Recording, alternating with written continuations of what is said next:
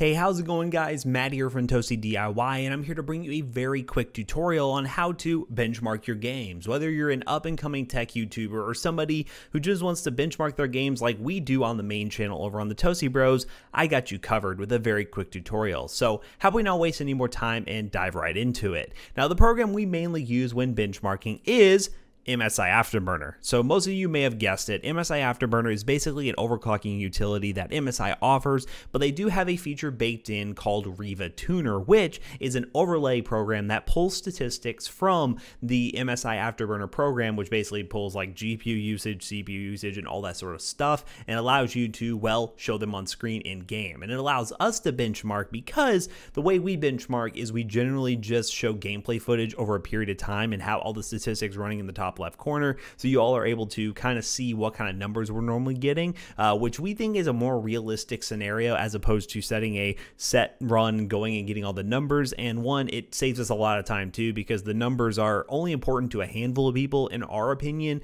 but if you're somebody who really cares about the numbers, you do have that option to use that MSI Afterburner, which I will touch on here in a second.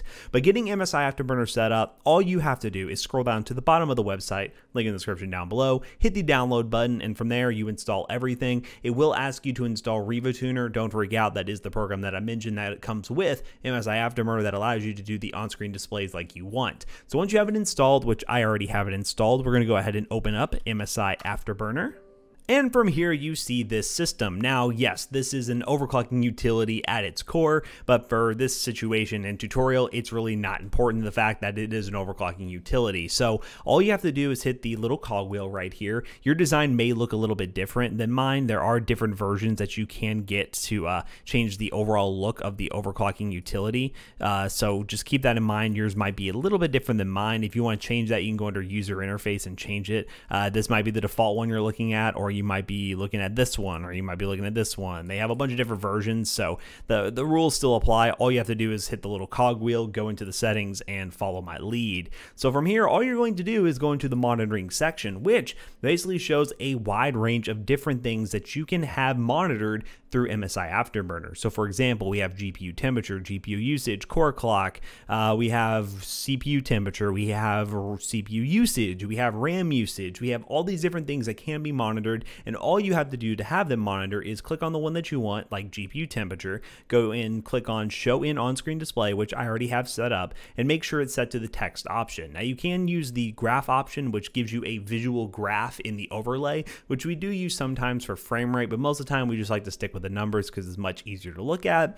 And also, if you do want to group things to where instead of it just saying GPU temperature or GPU whatever and not having an actual name on the overlay, which we like to put the actual name of the component, for example, my system with a 2080 Super, you go under override group name and change this to the name of your graphics card, and do the same for GPU usage, core clock for your GPU, and things like that. So then everything is grouped together under that name on the overlay. And then what you're going to want to do is make sure you use frame time and frame rate, which is basically the two things that people care about when getting performance numbers. Now, the frame rate is just your average frame rate. You just see the frame rate going up and down, just like any old FPS counter. But when it comes to frame times, you're getting the reading of the latency between frames. If you're just getting average frame rate, you're not noticing the things that happen when stutters happen. That normally has to do with frame time. So frame time is definitely an important metric to keep in mind when you are using a benchmark utility like this or doing any sort of benchmarking on PC. So definitely utilize this feature. And if for some reason you want to be more precise than we normally are, as I mentioned, we normally don't do specific numbers,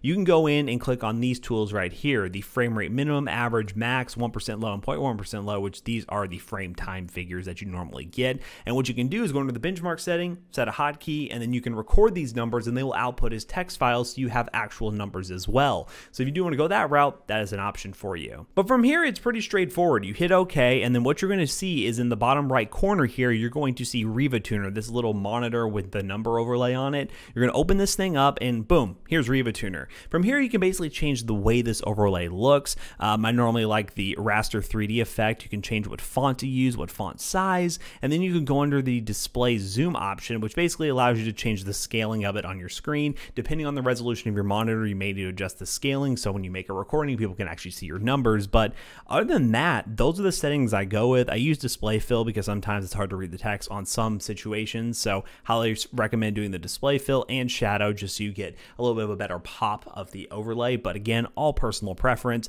But in terms of getting it set up, that's all you have to do. I'm going to go ahead and show some test footage right now with MSI Afterburner up and running, and as you can tell, it works perfectly fine. You can see my GPU, CPU, usage, frame rate, and things like that. We use this system every time when we benchmark a PC here at the Toasty Bros, and we find it way more efficient than using something like just Fraps and trying to get like average frame rate and things like that. We just like this a lot better, and we think it's more realistic for the average PC user when they're watching their benchmarks. And if you're someone at home who wants to compare their PC to ours, definitely consider downloading this and giving it a shot. So that about wraps this video up here, guys. If you have any questions about MSI Afterburner, comment them down below and I'll try my best to reply to your comment. Should be pretty straightforward though. And if you have any other requests for content and tutorials that I can do here on Toasty DIY, comment down below and I'll be happy to help as well. Once again, guys, thank you for watching. Please like, comment, and subscribe, and we'll see you guys in the next one. Goodbye.